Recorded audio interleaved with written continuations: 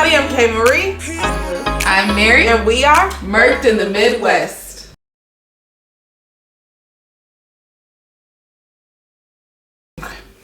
So, y'all, what did y'all think about last week's episode? Ooh, Orville not Redenbacher. I don't know. I still...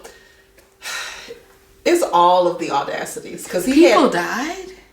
What? There were casualties over it. No. Mm-hmm. Really? Mm-hmm. When I was there? People died. Yeah. Really? Yeah. No, Lots of them. He was awful. Awful. To be in that position and where people are coming because obviously something's going on, they feel sick, and you to take advantage of that to try and meet whatever your little sick agenda is, it's just insane. It was the talk shows for me that just threw me. I'm like, really? It was just, he gave me sociopath vibes for that because he was just like, okay, I killed all these people. I'm going on these talk shows. Telling everybody that has sympathy for me. Right. Ain't nobody got any sympathy for you. We don't believe you. Right. We don't believe you at all.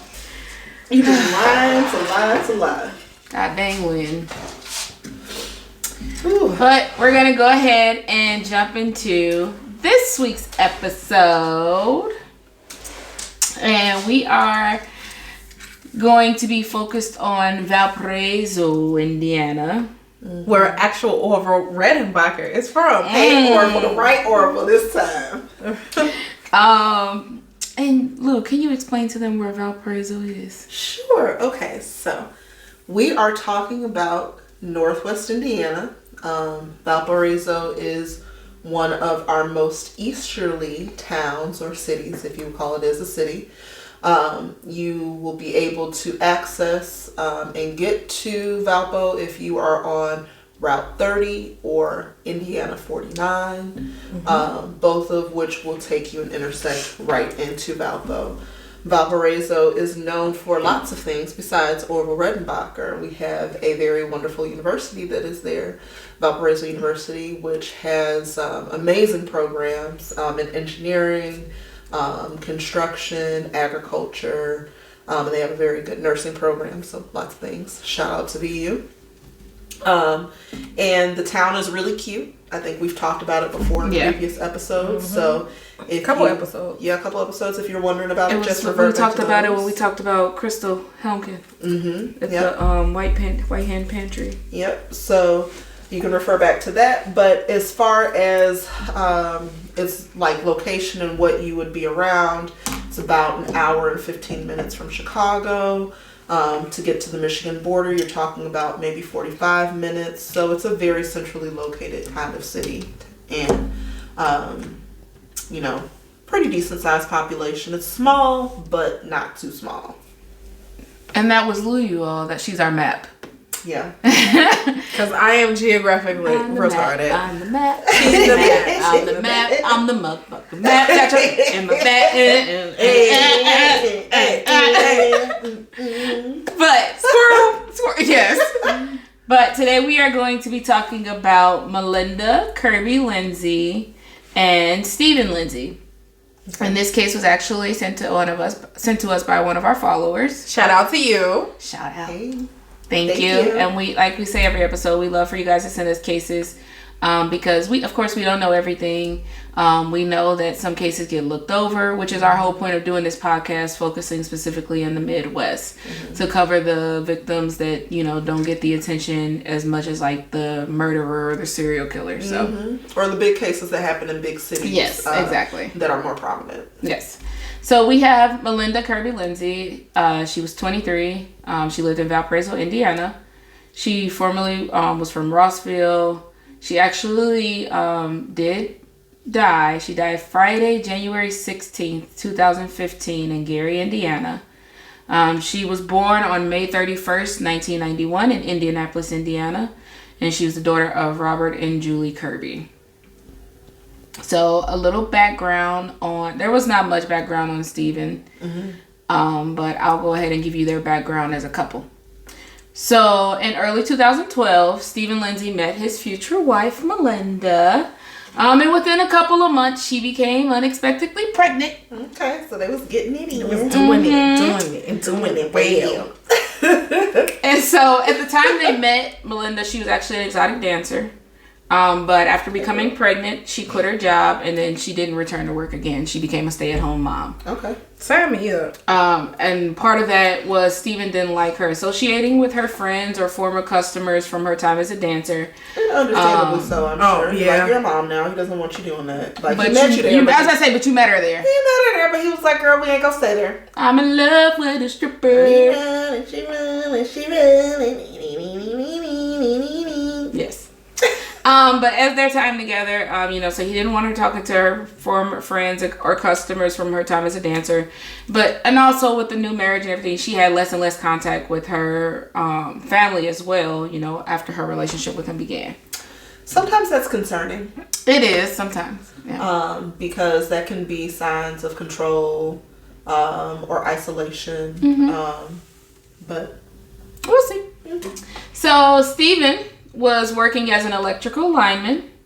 Oh, so he was making money. Yes. So lineman, let me just tell you, we're talking about electricians. Like, oh, honey. Okay, so most electricians, I'm sorry to my friends that are electricians, I'm gonna do it. A lot of times they be nerdy, but the linemen be, they be rough tumble and like, they be, hello.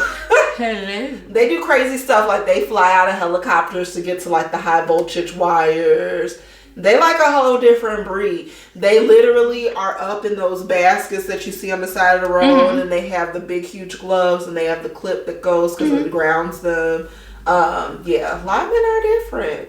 Shout out to the linemen. So yes, that's what he was doing when they met. But he was fired from his job in early 2014 for drinking on the job, of all the things. Well, that's a common trade issue. Yeah.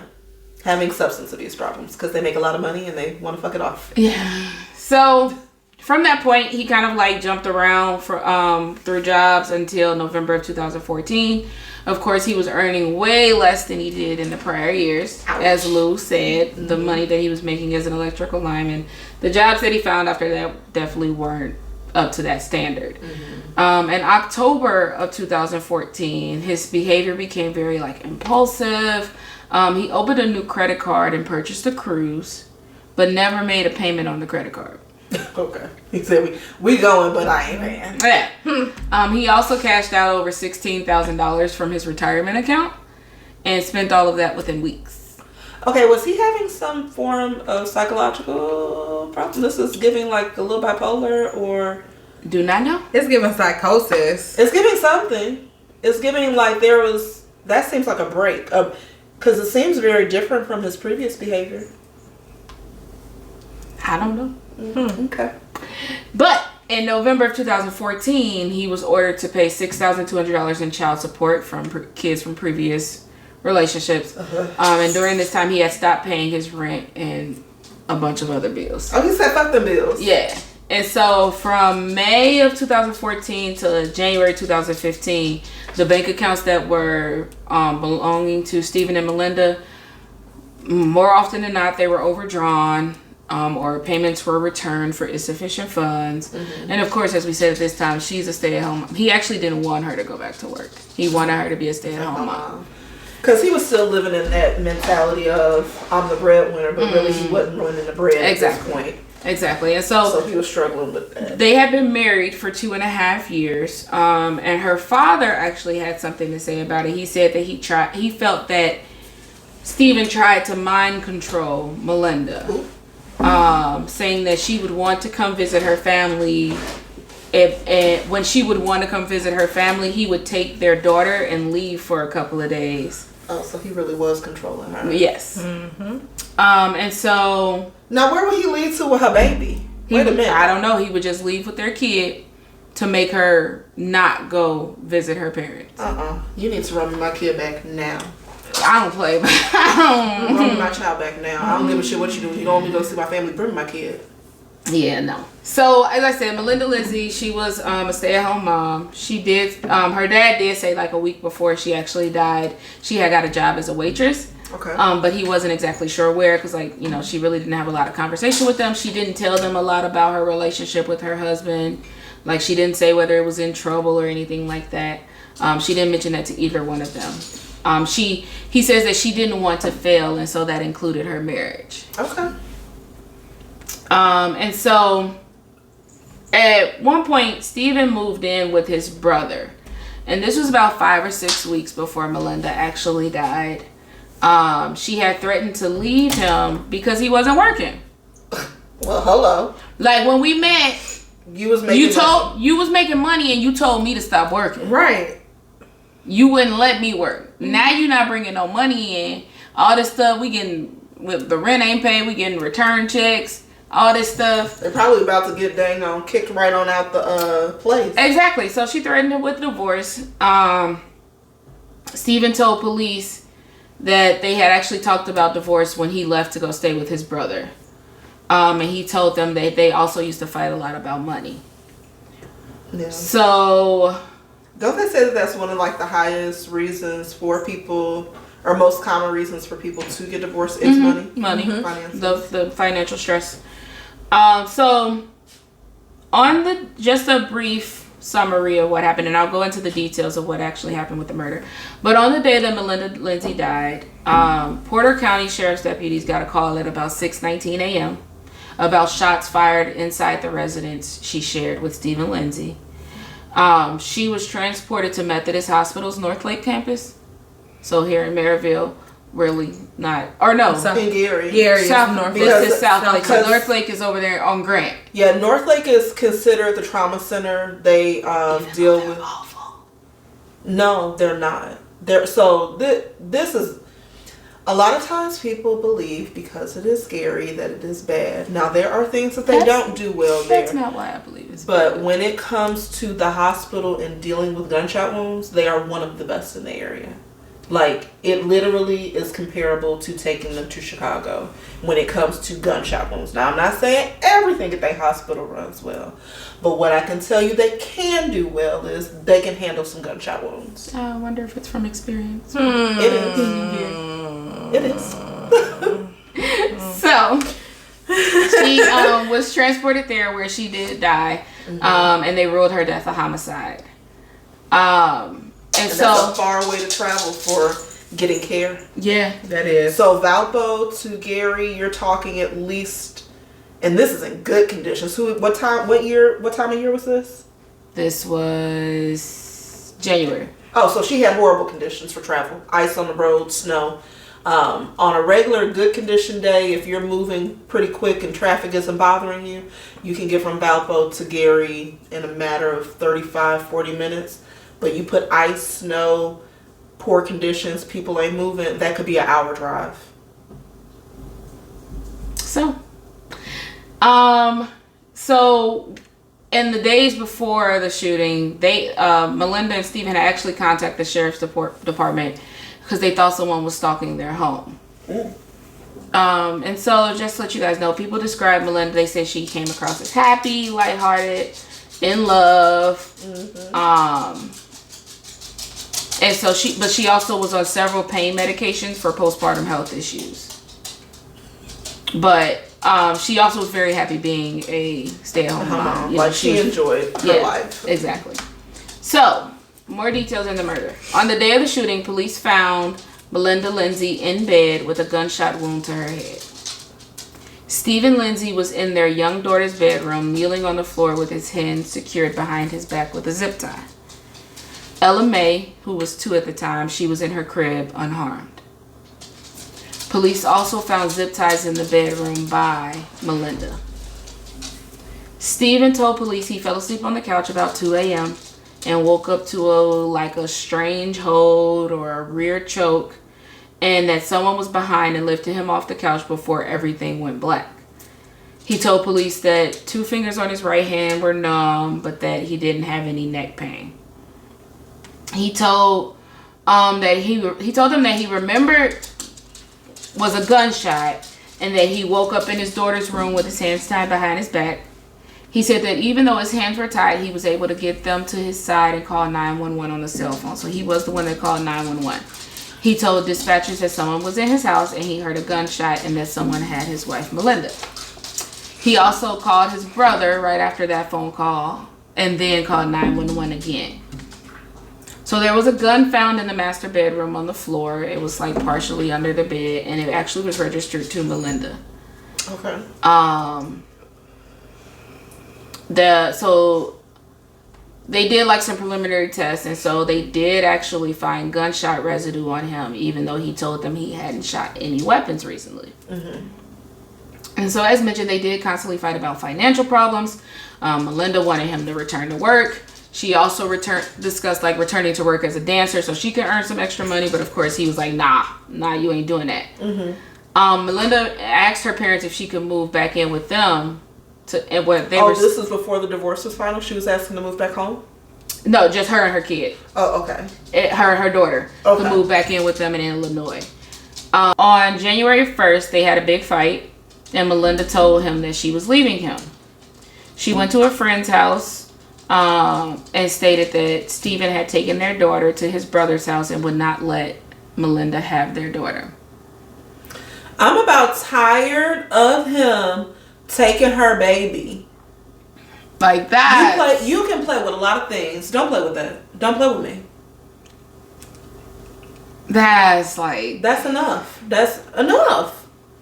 So, January 8th, 2015, Lindsay called the police to report that he and Melinda had returned home and discovered that the screen to their bedroom door had been cut and the window was open. No one had actually gained entry to the house, and that they did have 3 dogs. They had a large Malamute that belonged to Stephen before marriage, and an aggressive and protective pit bull mix, and a small Chihuahua that had both belonged to Melinda before the marriage. All of the dogs were inside the house. So when the police arrived at the scene, the bedroom window was closed. Stephen told police that he believed someone opened the window to lure the dogs out so that they could enter the house. On January 15th, a detective called to follow up on the January 8th incident. And while Melinda was on the phone with the police, Stephen told her that he had just discovered suspicious footprints around their house. They came to the house that day to investigate it, but they saw that the prints didn't seem fresh. They didn't appear fresh. And so later that same day, Melinda called the police again to report that she had noticed several items were missing from her car. So they thought all of these incidents, like Stephen and Melinda thought all these incidents were related. They thought that it might have been like several of her ex-boyfriends or former customers. And so they really thought that she was being stalked. And so they were saying that it might be one of them, that, as you know, those were their possible suspects at the time. The next morning on January 16th, shortly before 6:30 a.m., Melinda was shot in the head while in bed. The bullet entered above and behind her left ear, traveled through her skull, and exited above and right in front of her right ear. Above and behind her left. And came out right above the right ear. Above, so it went straight across. Or above and in front. So it kind of like did like a diagonal. Like that. Yeah. Damn. And there was stippling around the entry wound, which indicated that she was shot at a close range. Yeah. Mm-hmm. There were no signs of a struggle or sexual assault, and a blanket was pulled up over her body with her arms resting down at her side, which kind of seems like a sign of remorse. There was no sign of struggle or... So you were familiar with whoever did this to you because you didn't put up a fight. Mm-hmm. And then the cover was pulled up above her to her body with her arms resting at her side. Okay, I'm gonna hold my opinion because y'all know I got a lot of them. So as we there's a lot of things so far. I just want to say that there's a lot of things that aren't adding up for me. Oh, it continues that way. Yeah. Melinda, as we said, later died of her wounds at the hospital. It was determined that she had been shot with a single bullet from her own gun, which was left on the floor of the bedroom with no other bullets in it. So he's trying to make it look like it was a suicide, almost. It could be dressed up. Well, he kept, but no, he was trying to make it seem like somebody came in because he was tied up in the daughter's room. But why would there only be one bullet? The bullet that came out of the gun and killed her in the gun. Right. Who loads? And if somebody was breaking into the house, who loads? Why would they have their own gun? No, maybe they didn't. Maybe they, because a lot of times people do get shot with their own weapons. I can accept that. But why would they load up one bullet and there's 2 people in this house? If they're coming to do something, why would they load one bullet? You riddle me that. I ain't got it. I ain't got the answer. So, Stephen, as we said, called 911 about 6:20 a.m. He screamed incoherently for about 2 minutes before hanging up. After receiving the call, the dispatcher searched the system for records associated with the phone number and sent the police directly to the couple's address. He couldn't even say where he was. My wife has been shot. He just screamed for 2 minutes. And then hung up. Yep. Then the dispatcher attempted to call him back. They tried to reach him through text, call, but of course did not get an answer. And because he busy stations. As we said, after he called 911, he called his brother. After speaking to his brother for about a minute, he called 911 back approximately 6 minutes after the first call and reported saying, "My wife's been shot," or "They shot my wife." You a lying sack of shit. Police arrived to the home while he was still on the phone with 911 this second time. He could talk to his brother, but all he could do was scream on the first 911 call. Yeah. And then this man was screaming on the track.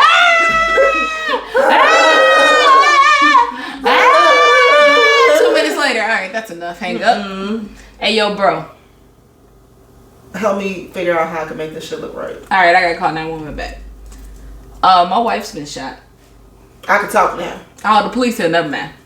So, police entered the house through the unlocked front door. They could still smell burnt gunpowder in the air, which suggested that it had only been 15 to 20 minutes since the gun had been fired. I could smell it. Right.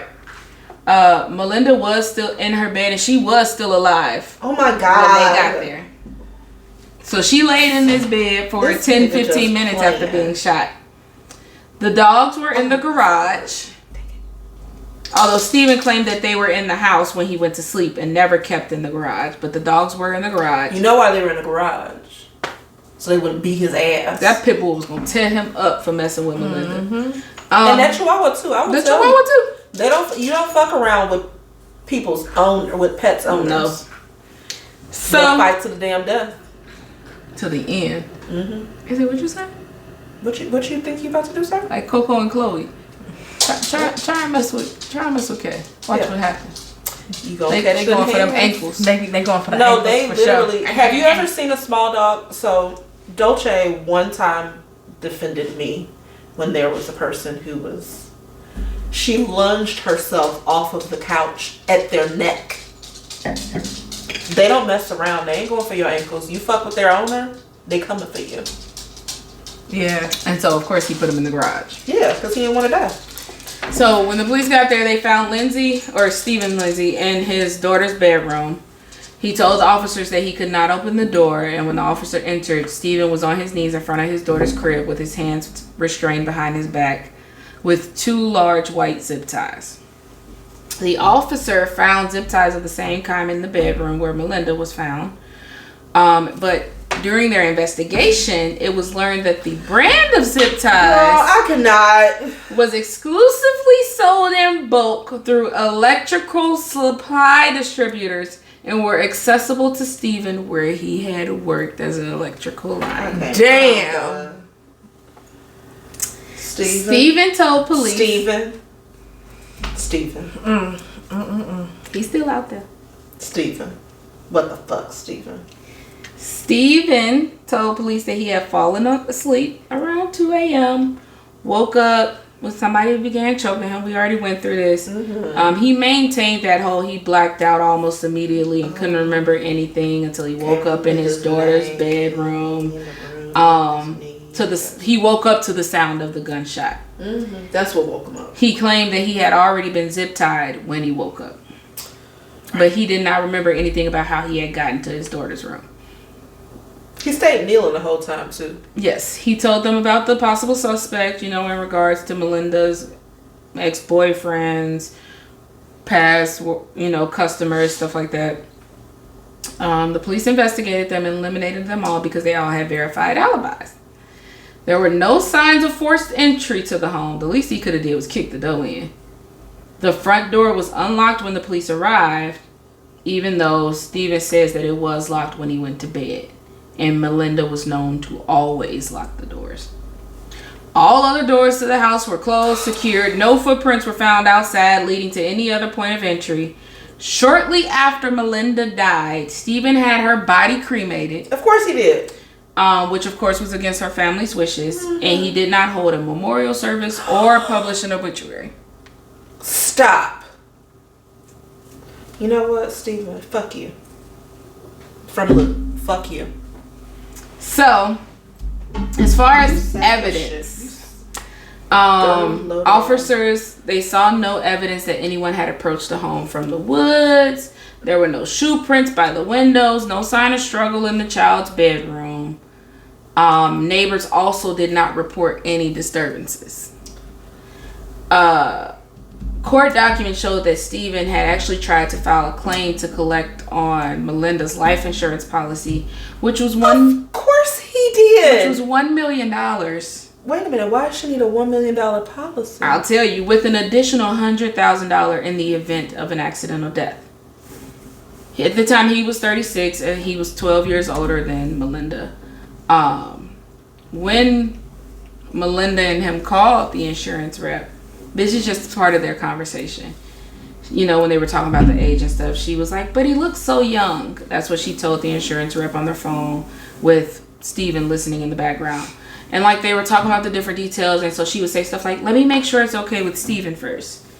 And this was about basic information. As basic as, hun, how do you spell Valparaiso? Oh my God. Wait a minute, what? Is that what Steven said? These are the things Melinda would ask the rep. And then she'd go, okay, let me ask him. It was very much so this naive, depending ignorance on her husband. And they actually played this phone call during the court. Yeah, during the trial. Oh. So her parents having to listen to that. That's heartbreaking. Her father said that Steven being arrested was the only measure of comfort they had found. Mm-hmm. And that he was looking forward to the trial, plans on attending court hearings.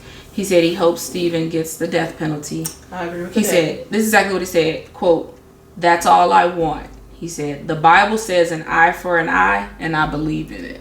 You better say it. So, we get into the details of the trial. So, the trial was slow.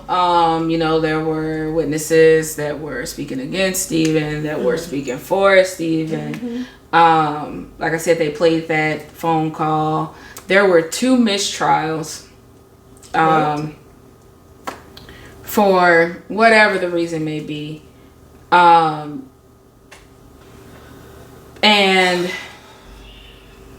it got to the point where the prosecutors, they painted the portrait that Melinda wanted to return to her job as an exotic dancer against her husband's wish.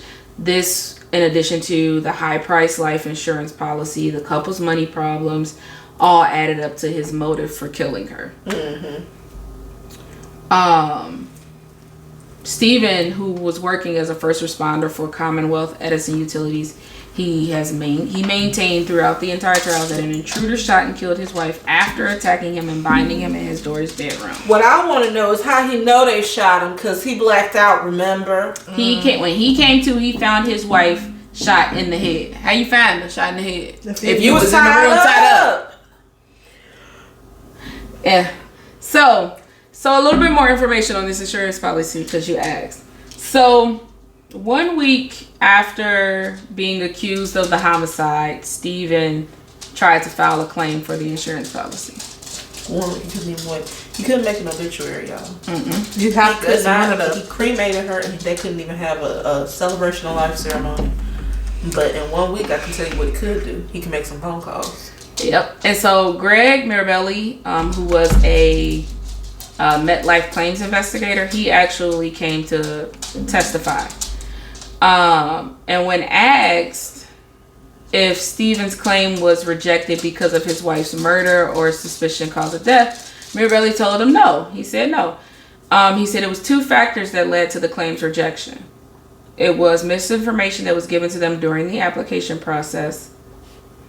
And also they had missed a payment. They had, yeah. Oh, because wait a minute, we gotta roll back that beautiful bean footage. Mm-hmm. Stephen decided that he was gonna fuck off all the bills and not pay shit because he wanted to book cruises and pay one time, and he also thought that he could have credit cards and not pay those bills, and that he didn't have to pay his fucking rent, and he didn't have to pay any other kind of shit, including his life insurance policy. Yeah, so the life insurance policy was still active even though they had missed the payment. Mm-hmm. But because they had missed the payment, there's a clause where within the first 2 years of the policy, MetLife is allowed to re-examine the application and claim.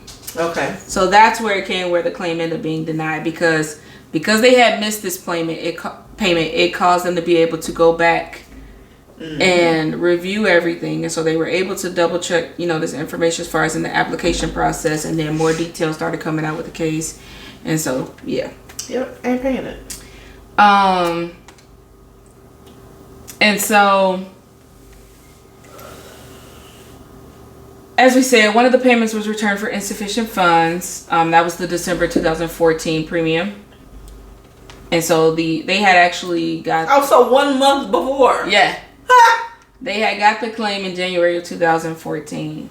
And Stephen was the sole beneficiary. Of course he was. On January 7th. Screw the kid. Right. Kid.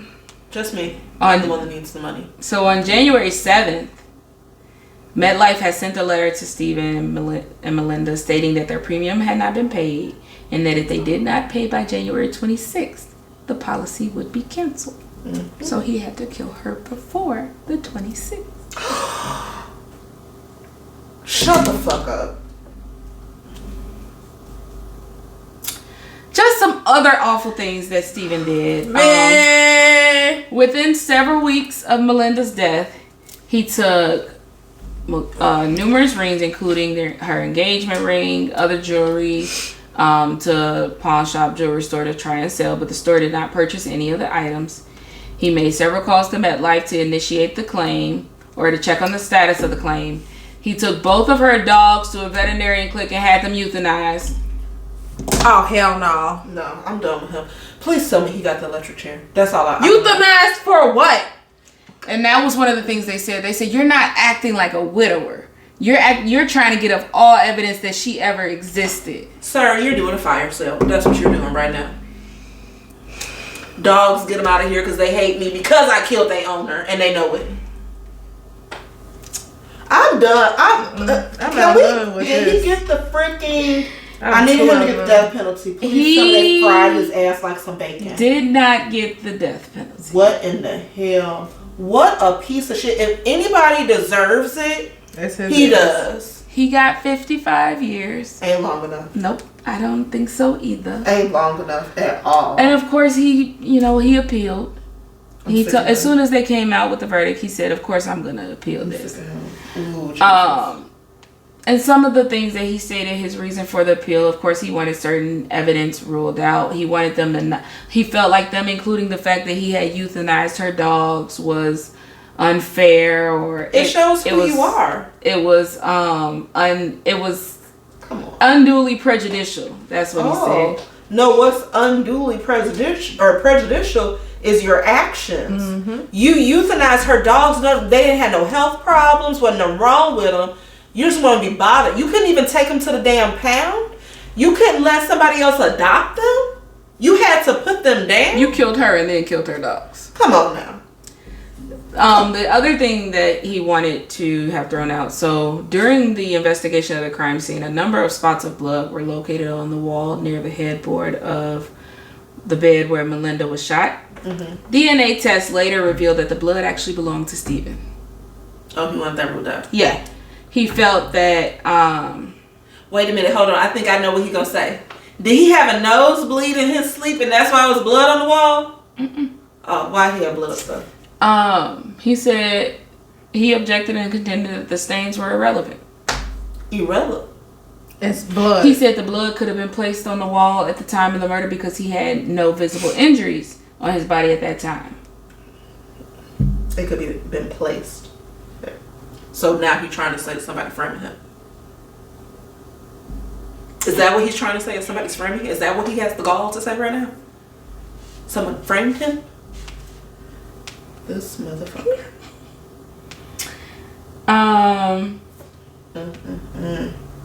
Ooh, Melinda, how did you meet this piece of shit? Baby. He was just, and she was the sweetest. If you pull up a picture, she's young, cute girl, and just like I said, the way everybody described her, she was the sweetest. That, like I said, they would throw out this word naive and stuff like that. It's just that she had a very like clean outlook on the world, and unfortunately, she got mixed up with the asshole named Steven. You just never know a person. I mean, so I did bite my tongue during the beginning of the story a lot because I didn't want to just keep interrupting it. But there were things that were giving me some signs of he's a little bit of a psychopath. He seemed very controlling. Like you said, with the money issue, opening a credit card to pay for a cruise they're not paying anything to the credit card, taking $16,000 out of your retirement savings and spending it within weeks. And not only that, now that was giving me psychological problems, but I'm talking about where she isn't seeing her family. Yeah.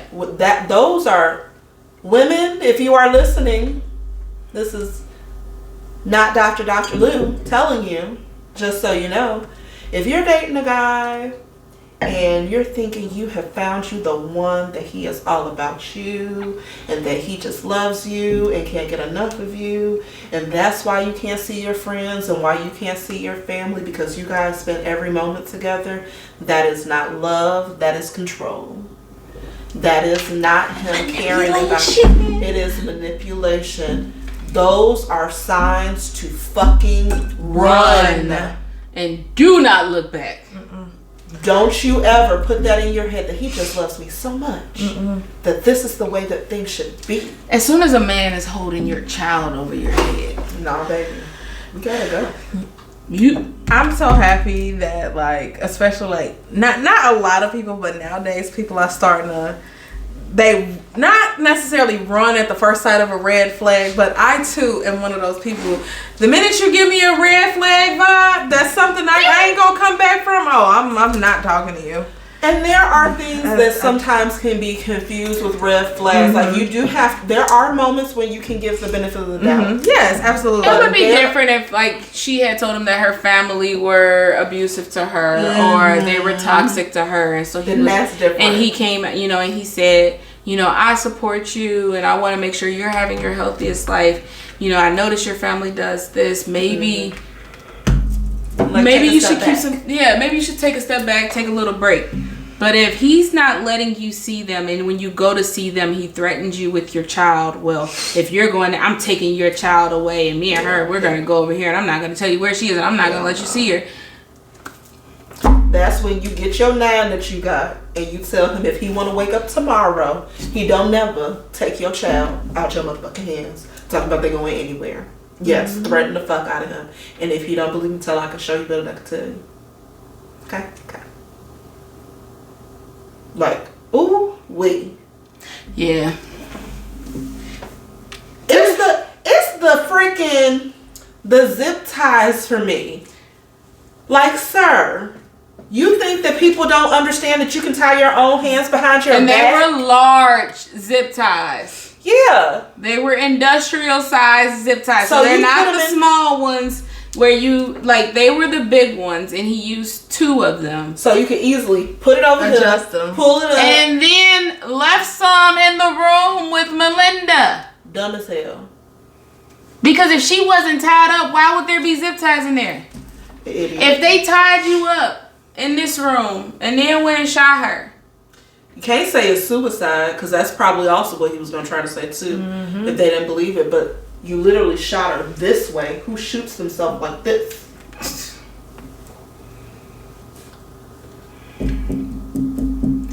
So, Well, you know what? He probably wouldn't have said suicide, because he wouldn't have got that life insurance. Nope. So he had to come up with It had to be murder. And it had to be somebody else. It sucks It really that does he was suck. the sole beneficiary on it. And that now her daughter is without both parents. I think she's better off not having Steven as a parent. No, but I'm just saying, like, as far as like that life insurance policy. Yeah. I'm sure that the grandparents definitely took Of her. course. Which, thank you, grandparents, for not leaving him with a... Because that sack of shit is going to get out of jail one day. I hope he freaking gets... Ooh. The things I hope they do to you in jail, Steven. I have a list of things. I hope some of it includes rape. But that is the story of Melinda Lindsay. No, Melinda Kirby. Kirby was her maiden name. I don't even know what to say. That was a whole mind fuck. Cause why you gonna just leave that girl alone? Like you just like Right, she said she was just gonna go back to her parents. Like, why does that bother you? You ain't even gonna do right. Why is that bother? Why is that the thing that bothered you? It was very much so that if I can't have you, nobody can. Or do you really think it's what you said with the money? Yeah. That it was by that date he knew his time was running out. He knew his time was running out. He didn't have the money to pay the bills.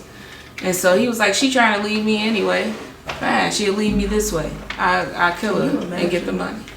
$1 million life insurance policy though. And for why did they cover her for $100 or for $1 million with $100? Didn't it say it had $100,000 extra? Yes, with her being unemployed and him jumping between jobs. She not generally they base your life insurance off of your income, like what you stand to make. Mm-hmm. When was she ever gonna make $100 million?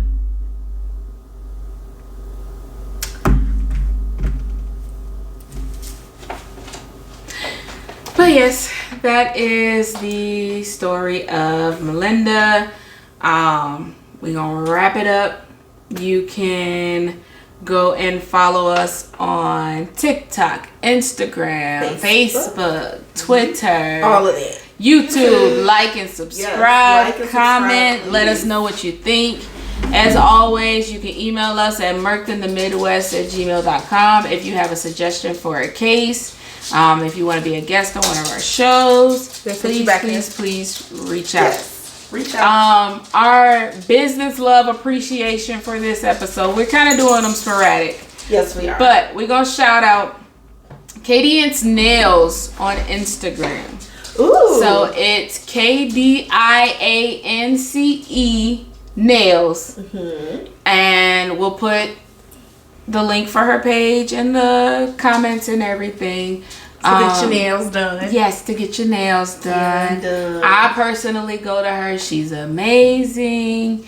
I love her because she's a young black woman. Mm-hmm. I want to say she's probably, I think she's like 24 or so. Okay. Get money. Yes, she's out here doing her thing. And so y'all gonna see my next set. My next set gonna be JJK thing. Ooh. Yeah, I'm excited for that. But yes, so that is our business love shout out for this episode. And bye. Bye.